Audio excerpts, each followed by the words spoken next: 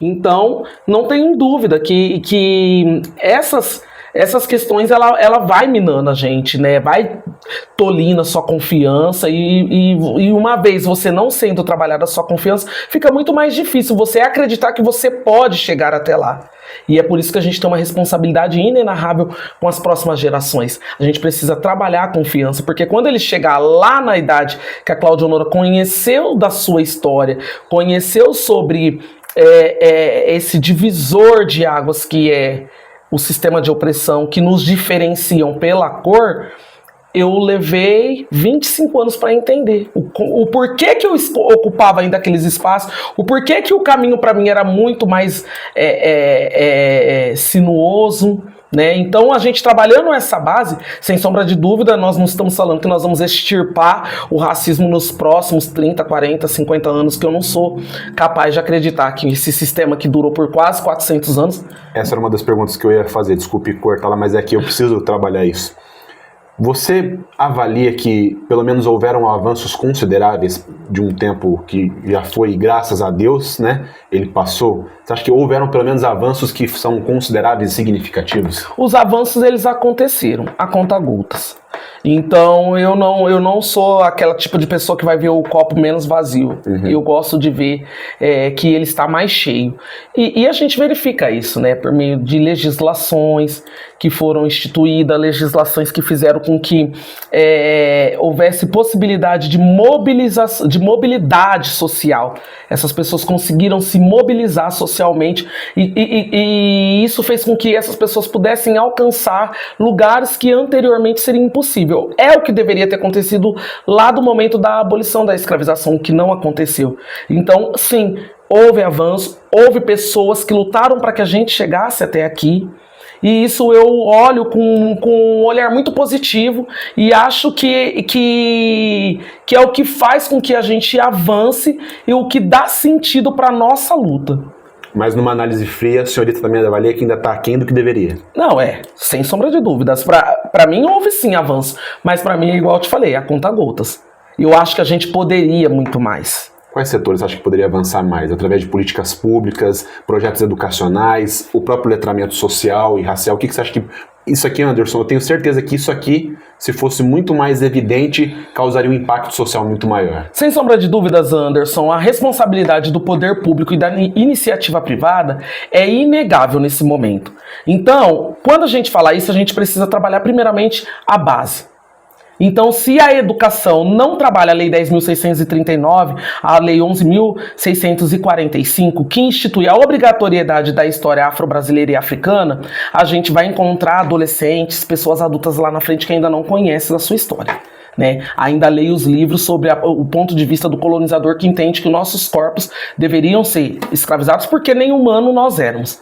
Então o primeiro pilar a ser trabalhado, sem sombra de dúvida, é a educação. Depois a gente precisa entender como que a gente vai mobilizar, fazer com que essa pessoa tenha mobilidade através do trabalho. Essas pessoas precisam ser geradas oportunidades para elas de trabalho e de permanência nesses trabalhos. Né? E sem sombra de dúvida, o outro grande maior pilar é que essas pessoas, que nós tenhamos dentro dos espaços de autoridade, poder e decisão, um espaço mais plural. Porque se a gente permanecer obedecendo essa ordem natural das coisas, aonde nós mantivemos por anos as mesmas pessoas, e aí eu tô falando obviamente do homem branco, cis, classe média alta, a gente não vai ter essa pluralidade. Como que a gente pode normalizar a ausência de uma mulher negra no STF, uma instituição com mais de 130 anos, a mais alta corte do nosso país?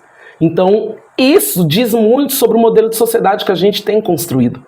Então, por isso que eu reputo como avanços significativos, mas ainda muito aquém do que poderia ter sido alcançado. Obviamente que, então, a senhorita é totalmente a favor de cotas raciais. Com certeza. Porque a senhorita sabe que eu, assim, enquanto jornalista, nem deveria expressar minha opinião. Eu sou 200.000% a favor. Uhum. Mas você sabe que, infelizmente, existem setores sociais das mais diferentes frentes que são refratários às cotas raciais. São porque não conhecem.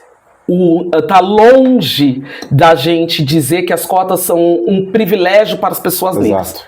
Tá muito longe da gente dizer uma isso. reparação, né? E quando a gente não conhece a nossa história, a gente fica muito conectado ao que está sendo feito para aquelas pessoas que ainda ocupam a base da sociedade, da pirâmide.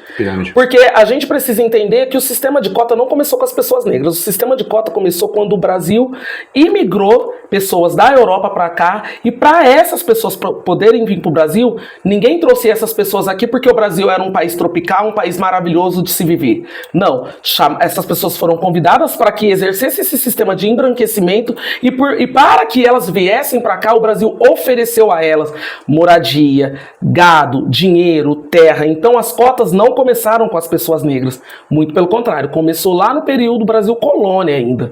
E aí a gente segue um pouco mais na frente, e eu custa dizer que um dos maiores sistemas de cota do Brasil são as universidades federais. E esse sistema de cota, sem sombra de dúvida, não abarcou as pessoas negras, que puderam ter o acesso verdadeiramente a esse tipo de ensino só em 2012, após a criação da lei.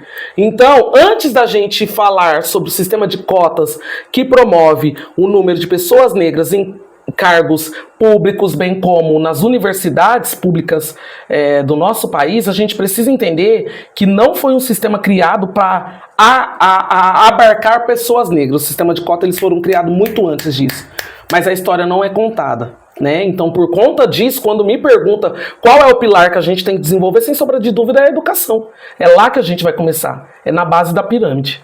E o mais curioso, ainda tomando a liberdade de falar sobre esse assunto, que às vezes quando eu estou em debates no meu campo pessoal, falando com pessoas que, infelizmente falam português, cara, são contra, né, ou que questionam, é simplesmente para você acabar com o debate e você falar, e os números?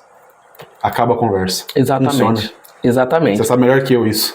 A importância, é por isso que eu falo, Anderson, da importância dos números, das estatísticas, porque para a gente promover políticas públicas, a gente precisa de números, a gente precisa de estatísticas. Sim. E a gente precisa conhecer a história, porque toda vez que começam a me questionar acerca das questões das cotas, eu trago essa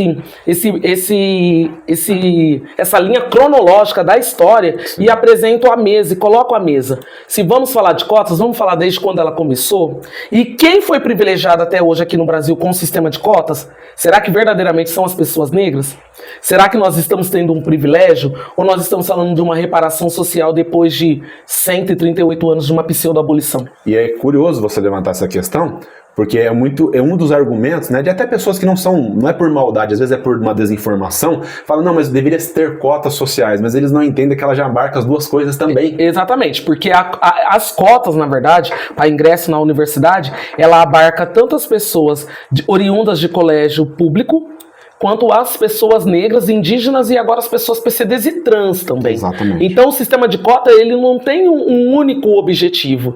E outra coisa que a gente precisa começar a nos questionar, toda vez que existe uma legislação ou até mesmo sistemas que entende que deve haver ali a promoção de cuidado para um grupo de pessoas, é que existe um desequilíbrio nessa balança. Se a gente está falando de cotas para pessoas negras, é porque, em que pese sejamos a maioria da população brasileira, somos 56% da população brasileira, essas pessoas não estão sendo representadas de maneira equinâme nesses espaços de autoridade, poder e decisão. E aí eu falo no STF e a gente derruba o discurso aqui. Tem algo inexoravelmente equivocado. Exatamente, né? São 11 ministros. Desses 11 ministros nós temos apenas uma mulher. E essa uma mulher nunca foi uma mulher negra. Embora nós tenhamos em outros momentos mulheres ocupando esses espaços, nunca foi uma mulher negra, nunca foi uma mulher indígena, nunca foi uma mulher trans. Entendeu? Então, como que a gente pode falar de uma Constituição onde fala que todos nós somos iguais perante a lei, sendo que a gente não vê essa igualdade acontecer nesses espaços de autoridade, poder e decisão? Por isso que eu falo muito sobre a importância da mobilidade social. E para isso acontecer, a gente precisa de políticas que façam com que essas pessoas permaneçam, não só que elas cheguem por meio das cotas nas universidades, mas que elas permaneçam ocupando esses espaços.